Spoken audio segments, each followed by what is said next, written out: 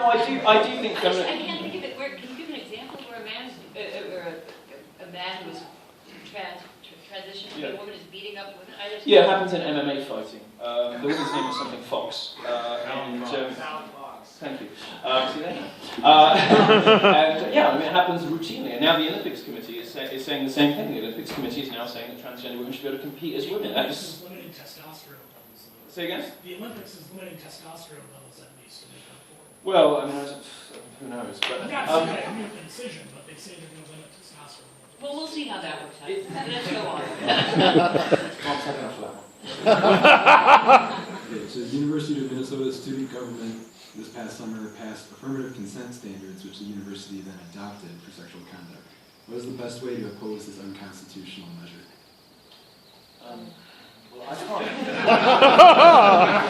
Nobody wants that one. You know, just let it go to a court. Let a court. Yeah, I mean, look. It is legally incoherent.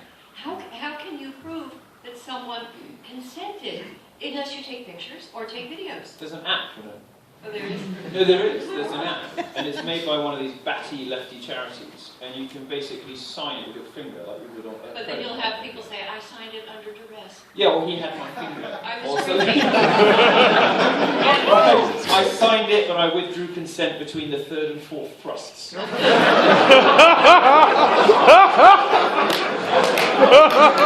mean, I don't know.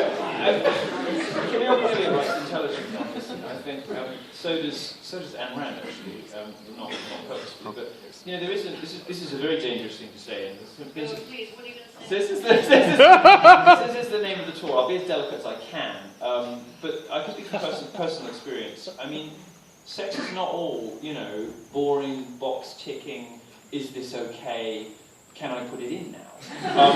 That's not really how sex, and it's particularly not how the best sex works. Now, I'm not saying that all sex involves, you know, ambiguous consent, because that, you know, does get us into dangerous territory. I don't think that's true. But it is true that in some of the best sex there are powerful emotions and power relationships at play. And affirmative consent seems to me, quite aside from being, as it obviously is, legally incoherent, just not very much fun. And it seems to me to destroy much of what is good about the sort of recreational sexual liberation and freedom that previous generations of feminists fought so hard for. That certainly we can probably agree on that much. Here's where we certainly agree, is that I think that a lot of this is driven by a kind of bias in our society that we haven't talked about. There was a time, and it's still true, in many parts of the world, and even in this country, where there was a lot of demonization of homosexuality. Now, that's certainly on the left, that's gone, but now there's a demonization of male heterosexuality. Male sexuality is being pathologized, demonized, and criminalized. And so a young man, 18, 19, you know, who tries to kiss a girl, and that it's still the custom, the boy kisses the girl, and because I've read a lot of these cases and what's going on the campus, but then it could turn to 3 months later. This happened to a young man at Wesleyan who was suing because it sort of ruined his life because of this campus tribunal. He was accused of non-consensual kissing, and so a young man that makes the wrong move. I mean, if you don't want to be kissed, there are many ways women can show that and have been able to repel him, push him away. But now you can go and report him for this. So who is going to want to kiss a girl? And a lot of girls would like to be kissed. And so it seems to me that there was a kind of secret war on normative sexuality. And how do you fight back? You know, it's kind of taken us all by surprise. It was weaponized, this angry war on male sexuality by the Department of Education. Now you've got senators, both sides, Republicans and Democrats, working together more and more on these little laws and bylaws to bring the campus in line so that we don't have a rape culture. The rape culture, as they define it, as it is now being defined, is just seduction. Is now, by some definitions, it's considered rape, or certainly assault. And I talk to young women, I say, well, you don't want to say that it's rape, you know, if someone sort of sweet talk to you, and, you know, yes, I do, you know, and they look, you know, these sort of steely-eyed, and this is where we are. So how do you fight it?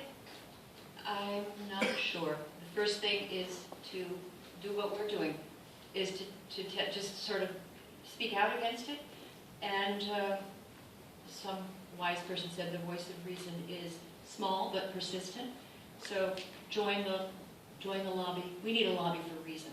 I mean, the problem is that normal human sexuality is becoming it's becoming injudicious to pursue, where it is not becoming outright illegal. And the consequence of this, again, another terrible consequence of feminism for women, is that men are retreating.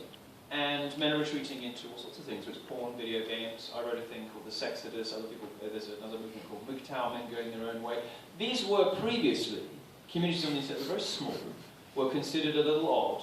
Some of the men in them were, you know, maybe didn't have the best social skills, and that's perhaps why they didn't have a lot of success in relationships. But now you've got, and I talk to them all the time, now you've got athletic, attractive, socially fluent, wealthy, ordinary guys who just aren't interested in relationships with women because they don't want to get involved in any of that drama. And there isn't an easy answer to this, because campuses are, in many ways, extremely hostile to young men. They are hostile places for men to be.